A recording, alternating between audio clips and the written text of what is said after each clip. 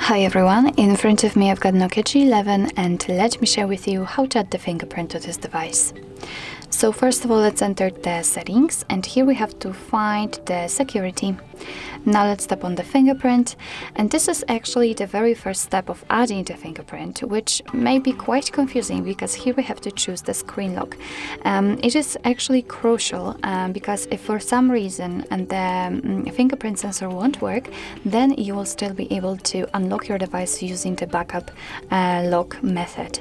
So you will not be able to add the fingerprint without the screen lock, let's say regular screen lock. Of course, if you've got one currently set, then you will be transferred to another step. If not, just pick the one you like the most. I will pick the pattern, yes. Let's draw it, tap on next, redo it and confirm. And here we have to decide what kind of notification content will be shown on the display, on the lock screen actually. So I will pick, for example, the second one and tap on done. Here we've got the info about unlocking the device with the fingerprint, also authorizing the purchases, just tap on next. And as you can see, we've got the info that we have to touch the sensor, which is located on the power button on the side of our device. It's right here. So all we have to do is to simply put our finger on the sensor, and right now we have to do it multiple times in order to add the fingerprint fully, and try to catch every corner for better recognition. As you can see, we have to change the position of the finger just to add everything, let's say. Okay, and as you can see, the fingerprint has been added successfully. As you can see, we can just done this operation, we finish the operation.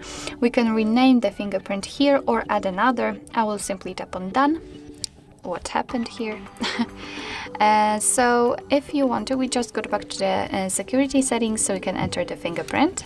Let's enter the pattern we just set, and as you can see, basically we do not have a lot of options connected to the fingerprint. This is the finger we just added.